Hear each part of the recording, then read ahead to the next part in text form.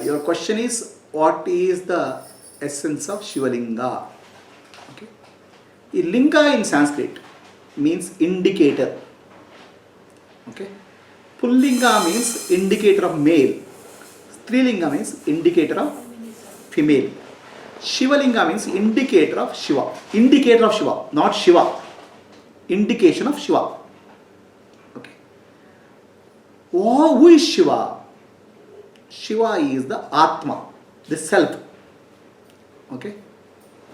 Self is Shiva. Atma Shiva. The Shiva, as the self, is formless. Atma is the self.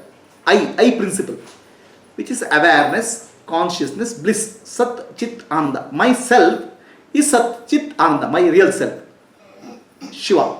Sat Chit Ananda. Existence, consciousness, bliss. That's called Brahman or Shiva. All those means same. So there is no way I can show it. Right? There is no way I can show Shiva. I can only indicate. Okay? The Shiva can be only indicated. It cannot be shown. You can show something which has a form. What is formless? You cannot show. And Shiva is the consciousness, awareness by which everything is seen. How to see the seer? It's not possible. Only indication possible. The indication of Shiva is the masculine and feminine principle in the universe. The entire universe has a masculine and feminine principle. Masculine principle is called consciousness, and the feminine principle is called Prakriti, nature. Masculine and feminine. Everything in the creation is, it's not male and female. Okay, it's masculine, which is consciousness, and matter, Prakriti. Prakriti is matter. Consciousness and matter together is one whole.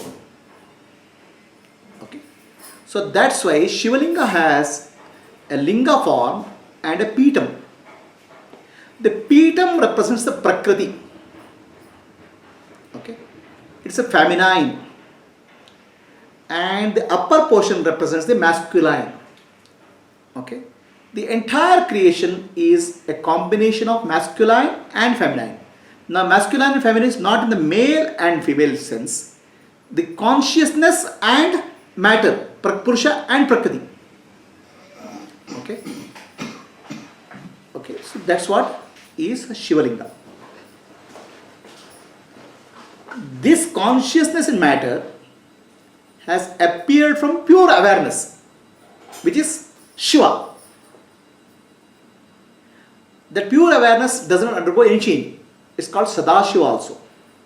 So Sadashiva is indicated by Shivalinga. Okay. And why that is formless? Because the consciousness within us also is formless. You cannot, there's no form to that. The nature has a form. Okay, Prakriti. Together this is called Shivalinga. So then we do Abhishekam for Shivalinga. Okay. We pour water on the head of Shiva. Shivalinga.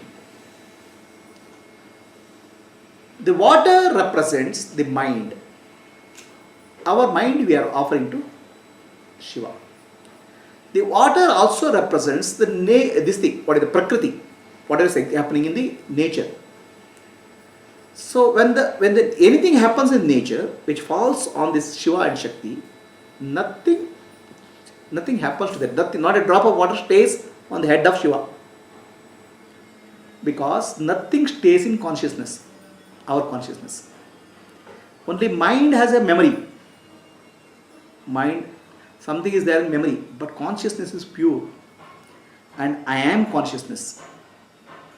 This I am feeling in me is called Shiva. Is indicator of Shiva, not even Shiva. I am feeling, because I is pointing to consciousness, am points to existence. I is consciousness, am points to existence. So this I am is pointing to really to I, which is Shiva. the I principle, which is pure awareness. But I am by mistake, I think body. So that I am body is called Jiva. That I am body in essence is Shiva only, awareness only. Right? So when you are doing worshipping the Shiva, worshipping Shiva Linga, you are worshipping your inner self, which is Atma. Atma, Shiva. Atma cannot be seen. Atma is you. You cannot see it yourself. You cannot see yourself. But there is an indication of that as consciousness in you and matter, which is body and the world. So this is Shiva. Shiva is also, Shiva mantra has Panchakshari mantra. Om Nama Shivaya. Om is supreme principle, which is pure consciousness, Sadashiva. Na stands for Na, earth, Ma, water, Shi, fire, Va, Vayu, Ya, space. So the 5 elements are there. World is made up of 5 elements. Correct? So now 5 elements can they be there without existence and consciousness? Existence and consciousness, Shiva, which is yourself, your nature, self nature. So your self nature is appearing as existence as 5 elements, Panchabhutas, because of 5 sense organs which are there: eyes, ears, nose, tongue, skin. So because of 5 sense organs, the 5 element, what is appearing to you is you can see the earth, 5 elements. Okay, so Panchakshara mantra also includes 5 elements and 5 sense organs. Okay, the 5 sense organs are your experience is nothing but Pancha Tanmatras. Shabda, Sparsha, Rupa, Rasa, Gandha. These subtle elements you experience life. Now, can this world exist without I principle, which is awareness? No. The existence and awareness you cannot separate out. That's called Shiva and Shakti. Right? So why I am seeing the world here? Why I am seeing the world here? Is the world really there? Never know. You can never know whether the world is there or not, because our sense organs are very limited in nature. Okay? We can only see very limited. Our sense organs can't. Your dog has a better nose than us. An eagle has a better eyes than us. So what we see with our sense organs is very limited. What we don't see is unlimited. So then what happens? What we are seeing, something is there, but what is there we cannot say. What we see is useful for our moving around and working, but what is there we cannot say. Right? It is like 5 blind men trying to figure out an elephant. One person touches and he feels like a pillar, another person touches like a soft, another person they say like a tail. So are 5 blind men seeing the elephant? They are seeing the elephant in their own way with their limitation. There's no. Any blind man has seen the elephant? No. Similarly, what we are seeing and experiencing in front of us, okay, we cannot say what is there at all. We can say, it appears to be like this. We can say the sky is appearing to be blue, but I cannot say the sky is blue. No matter how I heard it, right? So then what I can say, wow, it appears like a flower to me, but all that I can say is there is existence there. Existence is there. What exists is my sense organs are telling me something. So existence is decorated by various sense organs. Sense organs are creating something pattern out of the existence. Understand? And sense organs, what they are creating pattern, sense organs and mind together are creating perceptions. Perception is decorating the existence. Right? Perception is decorating existence. The Shakti is decorating Shiva through sense organs, perceptions. Shakti is constantly worshipping Shiva. She is putting through sense organs. She makes Shiva appear like a world. The entire world is nothing but a play of Shiva and Shakti.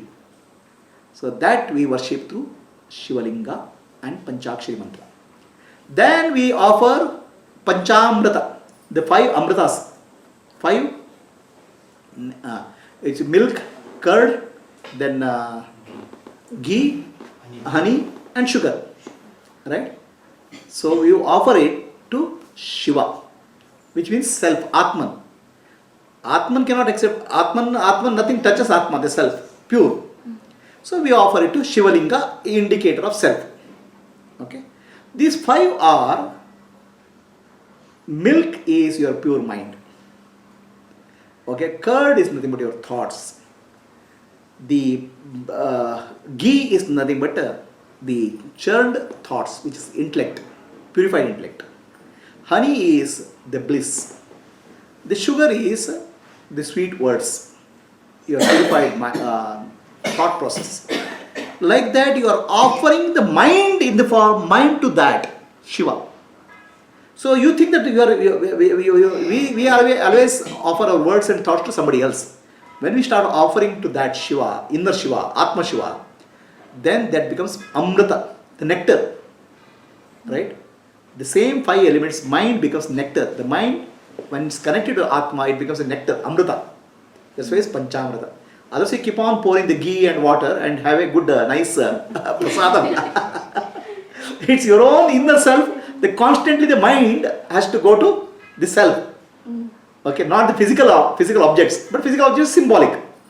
So if it goes to that, the mind becomes purified. It becomes a nectar. The nectar of Shiva you feel. That's called Panchamrita. Right? So the Panchamrita is there. Now we worship Shiva in two forms. In the form of Shiva Linga and Shiva Yogi. So there's a yogi who's there's a serpent in the neck and there's a jata. So then somebody who sits in Kailasa. Shiva Yogi and Shiva Linga. Shiva Linga is indicating the principle, consciousness principle. One who has realized Shiva principle is called Shiva Yogi. If you realize the principle of Shiva in you, how do you realize Shiva principle in you? The consciousness is Shiva. I am not the body, mind or intellect. I am pure consciousness. I am Shiva Swarupi. If you recognize, then you become Shiva Yogi. You are Shiva Yogi. That Shiva Yogi is a representation of a realized person. First realized yogi. So then what he did, he told how to realize to all the people. That's why he taught. He became Adi Guru. So first human being who realized Shiva principle in him is Shiva Yogi. And he became a teacher. That's why he became Adi Guru. So if you take the Shiva's teaching and realize self in you as Shiva, then you also become Shiva Yogini or Shiva Yogi. And there are some symbolic aspects in Shiva's neck. Shiva's neck as a serpent. The serpent in Shiva's neck represents the ego. For all the people, ego is poison. For Shiva, ego is a abharana, decoration. He will use the ego for teaching purpose or for any loka kalyana. So like that, the symbolism of Shiva. Shiva has a Trishula. Tri means three. Shula means which gives pain. So we are all pained by three things. Adi Bhautika, Adi Daivika, Adhyatmika. These suffering we go through. The Trishula has a single stick behind. With Trishula, that single stick represents Jnana. With Jnana, we have to penetrate that Trishula. So then what remains is Atma Tattva, Shiva Tattva, which is myself. Any questions? What is that Adi Bhaudika? Huh? Adi Daivika? Adi Bhaudika, Adi Daivika. Bhaudika means physical plane. We go through trouble in physical plane. Someday rain is there, someday cold is there, trouble happens. Adi Bhautika means some natural calamities happen, some earthquake happens. Adhyatmika means we go through mental suffering, worry. So all these things we go through. Now there's no remedy for that. There's only one solution, Trishula. The tree has to be penetrated with the Shiva's Trishula. That one stick behind the 3 points is called Jnana. Jnana Danda. With Jnana Danda you have to penetrate that.